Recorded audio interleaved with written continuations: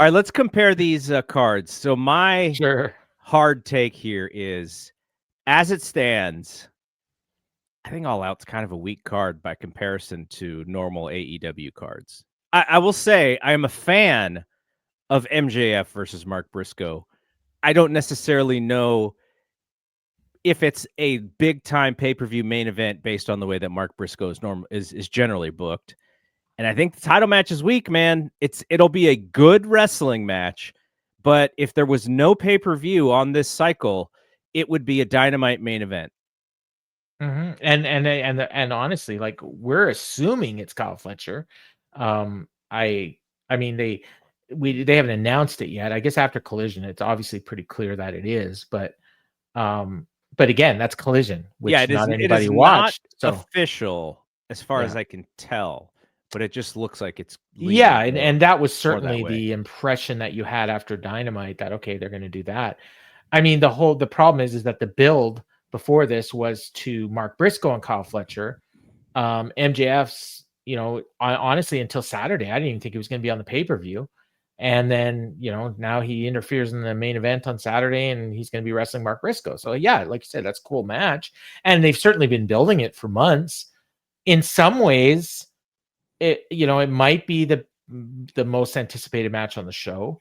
Why are we anticipating? Why are we excited for it though? Because there's a possibility based on a finish that it's going to feel like they've strung you along if it's not the right finish. What do you mean, like if MJF wins, or you mean if they do the cash in, like the contract? If Mark Briscoe loses this match, like how many people are going to be bothered? Nobody. I think everybody's going to be frustrated. Well, no, like no, because it's Tony and he gets the pass. Well, okay, yeah, just biases aside. Yeah, but no, like I don't think he's going to win. Okay, and if he doesn't win, yeah, then why do we have this match in the first place is my question. Because the long-term story is that he will get a win, and it's going to be a big win. And this one, unless it's for the contract, I don't even think he needs to win. I think when he wins, it's got to have some real stakes. Well, he's got to set the stakes. He has to call the stakes for the match, and he's supposed to announce that. I'm assuming he'll announce it on Wednesday. I think everyone seems to think it's gonna be a dog collar match. So all of the odds are in his favor, and you're telling me that MJF is still just going to win this match to win this match. That's what I think. It's possible he doesn't. There's also a possibility that Mystico beats him on Friday, Mark beats him on Saturday, and then MJF disappears for a while. Yeah, go on your honeymoon. Yeah, and then come back for whatever. Then I guess Full Gear would be the next paper. Full Gear, or even the next one after that, because remember, he still theoretically still has that contract. So that's a good thing in a way, because he can disappear and then he can show up with a contract at some point and and get right in the mix again. So, but then again, you're taking another piece off the chessboard of, like, do you really want to be taking MJF out right now when he's one of your biggest guys? So add him to the list of Kenny, Ospreay, Swerve, Meg, whoever else is out. All these people that are out. Wardlow now, apparently.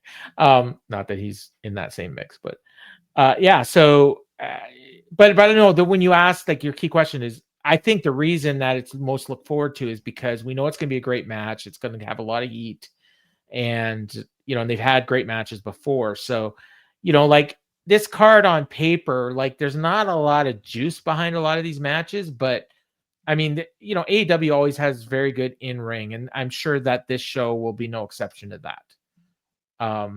Whether or not it feels important, and I know that's a big thing for you. That is definitely in question about of these two shows, which feels most important. It's 100% the WWE show. I will admit I am all in for Copeland and Christian against FTR. I think that's going to be a lot of fun. Mm-hmm. I think it'll be a really good match. And I think with that home crowd responding to Edge and Christian, I think it'll be great. Actually, like, optically, that should be the main event, even though I don't think it will be. The Hurt Syndicate versus Ricochet and Gates of Agony. Man, this isn't even, this is barely like a Collision match to me. This is so. somebody on probably MVP, maybe Shelton, can take a pin and then say, "Oh, see, look, we put I somebody think over." MVP. I think Ricochet is going to pin MVP. I think it's And gonna then be. I think it's gonna be Shelton.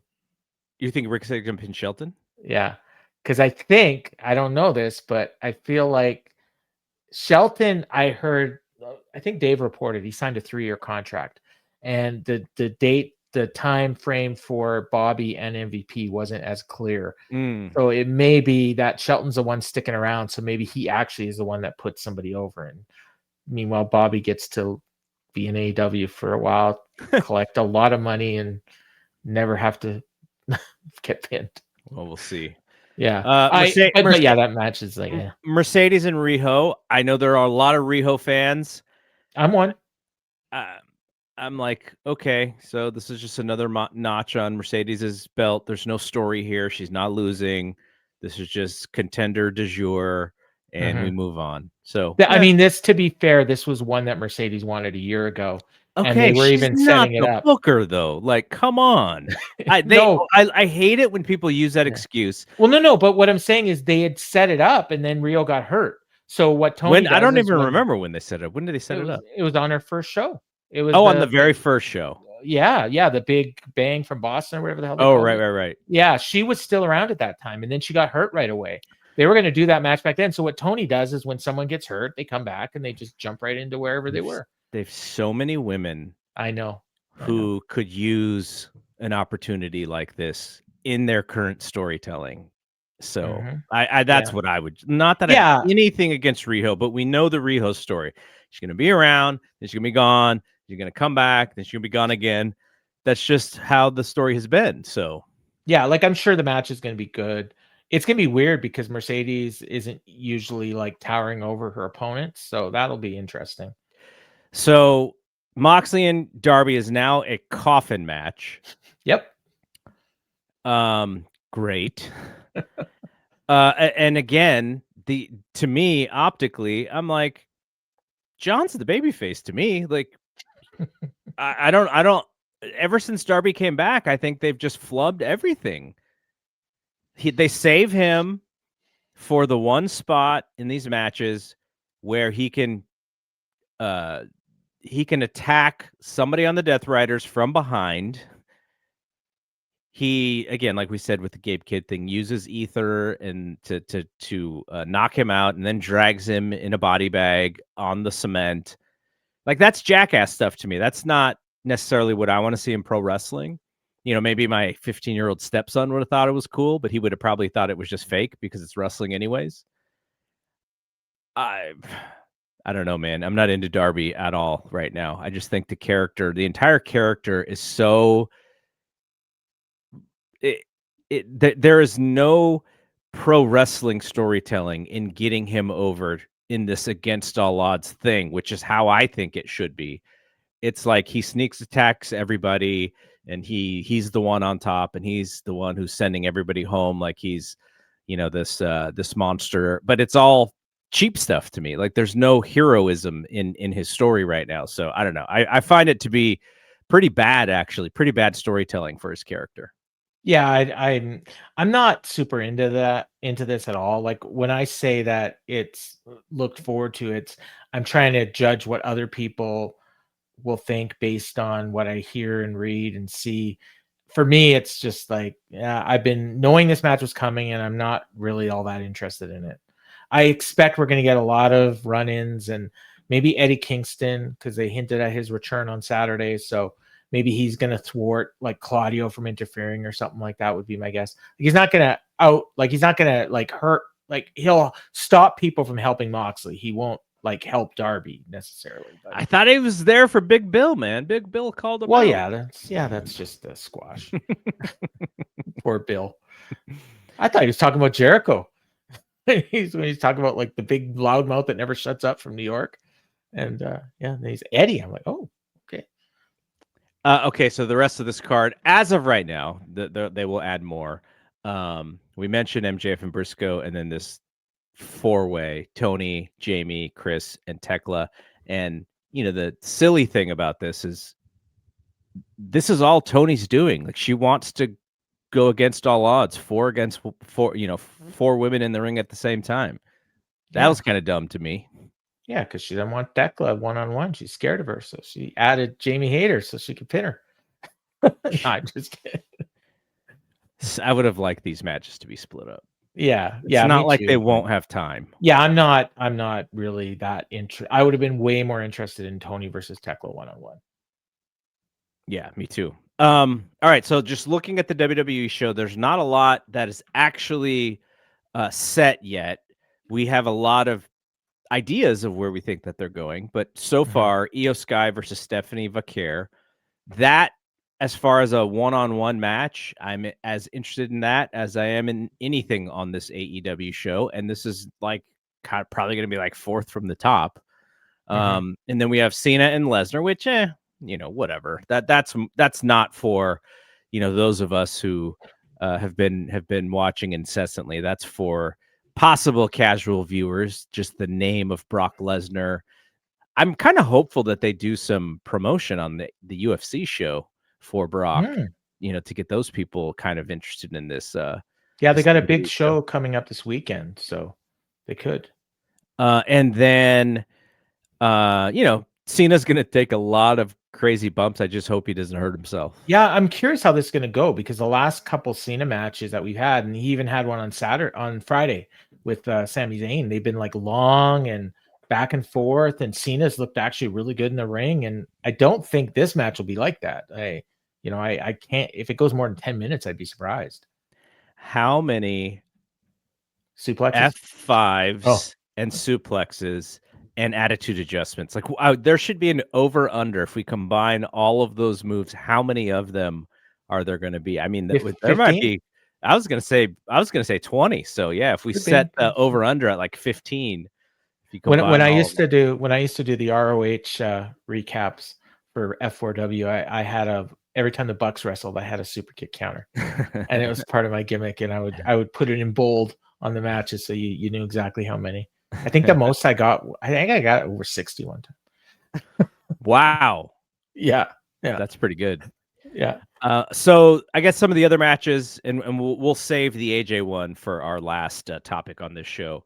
But some of the other matches, it looks like the Usos against Braun and Bronson, which I'd sort of teased. I didn't really know for sure, but I was like that would be something I think that they've had that in the Observer as confirmed. Like they haven't announced it yet, but he said it was confirmed to him. If I could watch Raw today, we'll see. I'm assuming something will happen on Raw today. Is it starting earlier tonight? Do you know, or is that next week? Normal show next week. They start the 1 hour early. Okay. And then I guess it's going to be Tiffany and Jade, which we've seen before, and that was not a good match the first time. No, it won't be here either. So that's official, because I was kind of expecting that on SmackDown, but maybe it will be on SmackDown. I thought that it was possible for the pay-per-view. Yeah, I mean, if they're loading up the pay-per-view, then they'll put it on the pay-per-view. What other matches have been rumored? None that I can think. Cody and Drew technically. Drew and Orton. Last night on Wrestling Observer Radio, Dave said that he believed it was going to be Cody and Drew at the pay-per-view. Oh, okay. So then maybe we're Randy will get involved in some way. And if Cena moves over to Raw, which is what we believe is going to happen, that Cena and Brock is going to move over to Raw. I'm going to guess that means Cody's going to be back, because no Cena and no Cody made for a pretty boring show 2 weeks ago, or 2 or 3 weeks ago. And I think they would need Cody for that show. And the only other belts that aren't accounted for then would be like the 2 tag belts. And I mean, they could add a match, but they don't need to. Certainly don't want to see the Wyatts on this show. JD and Finn, I'm sure, could have a good match, but there aren't really any Raw tag teams that I would say are pay-per-view like ready, kind of thing. Yeah, especially because they only like to generally put 5 or 6 matches on these shows. Right. Although, like, are they going to go longer? Well, I mean, the last show they did 6 matches and they went 4 hours. So yeah, I mean, they could add 7 and go like 4.5 if they want. What is your plan for that Sunday or that Saturday? Sorry. So, I mean, my plan is I'm probably going to watch the Jays. And then when the Jays game is over, then I'll start the AEW pay-per-view, and then I'll go right into the WWE show, and I'll probably be and then there's a UFC in there at some point too. So I think I'll prioritize the 2 wrestling shows over the UFC that day. Normally I would do the UFC first, but I want to see both those shows on the same day. So that's my plan. I won't watch live, but I'll watch as close to live as I can. So I think my plan is, I haven't talked to Dave about this, but I'm assuming we're going to Dave's house for the AEW show. So I think that starts at noon. So we'll all have to order lunch and go to Dave's.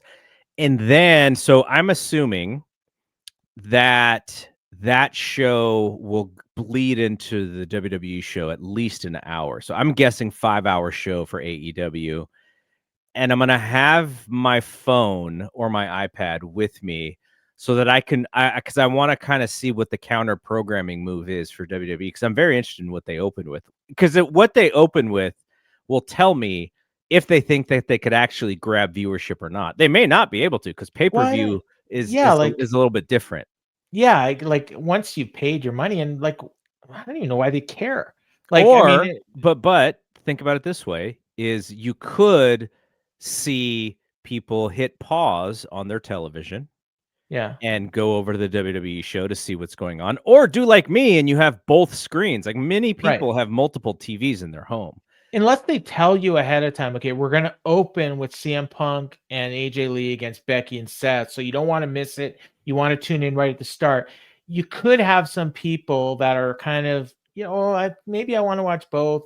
And then they might look at the AEW one and say, okay, well, that show's going to go really long, so maybe I just won't watch the AEW show. Like, that's maybe what the mindset is. I don't think that'll work. Like, I wouldn't think like that, but there may be some people. It's hard for me to get in the mindset of somebody that would decide one over the other. Like, I've heard people on the AEW side say, oh, well, I'll just watch the AEW show and then I'll skip through the WWE stuff later and see what I like. And it's like, okay, that's fine. You're not a typical fan.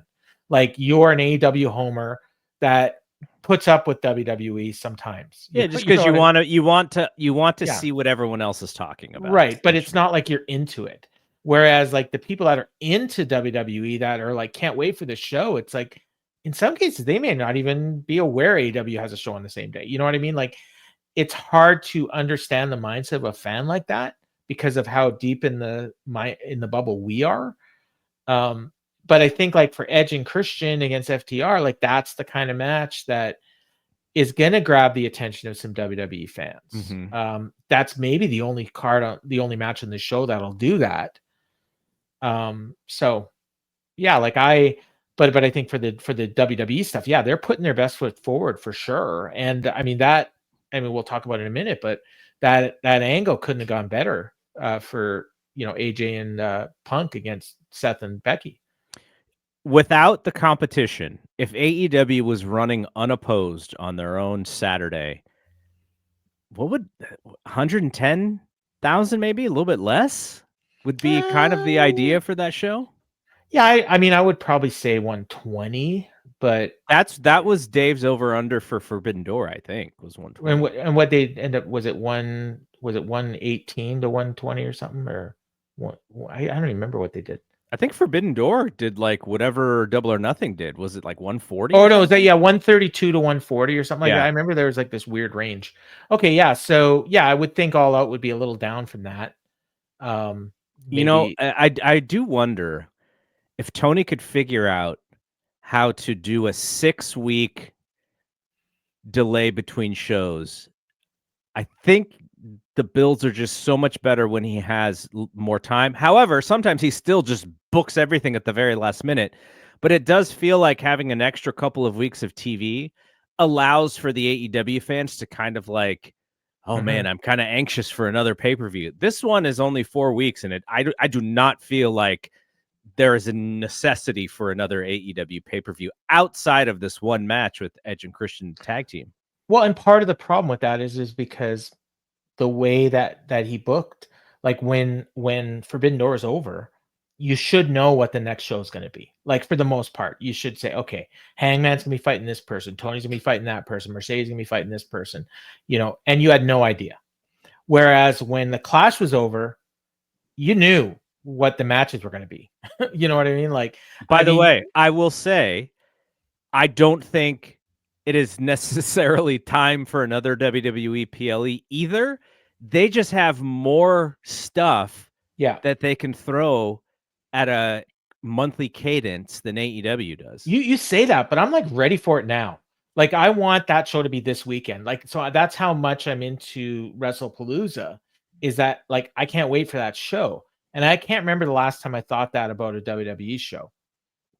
You know, whereas with All Out, like yeah, I know it's going to be a good show, but it's not like I'm clamoring for another AEW show right now. They just had the Ring of Honor show like last week, I think, right? And that is AEW adjacent. So for me, and I know you didn't watch it, and probably most AEW fans didn't, but I'm You know not. the only time I've ever watched ROH programming under the Tony Khan umbrella? Briscoe's FTR? Actually, yes. That was the only show. The full show I watched was one of those WrestleMania weekend shows. Yeah, that's the one I was at. So, and I think I just watched that match, if I'm remembering correctly. I don't think I watched the entire show. Maybe I did. Did you hear me start the tag team wrestling chant? No, I didn't. When Ronda Rousey was on, that was the only time. Oh yeah. Somebody sent me a video of that, so I actually didn't watch that one, but I did see the video. Yeah, I don't remember if I watched it online or if I just watched like the whole thing. Our friend on Dean was watching it live, so he recorded it and sent me the video. Maybe that's how I saw it, but could be, yeah. But that was cool, and they and that came up just this week. Yeah, she was quoted. She's quotable. She's a very quotable person. They had her in the video. They had her in the video package too for Athena. Oh, they did. Yeah.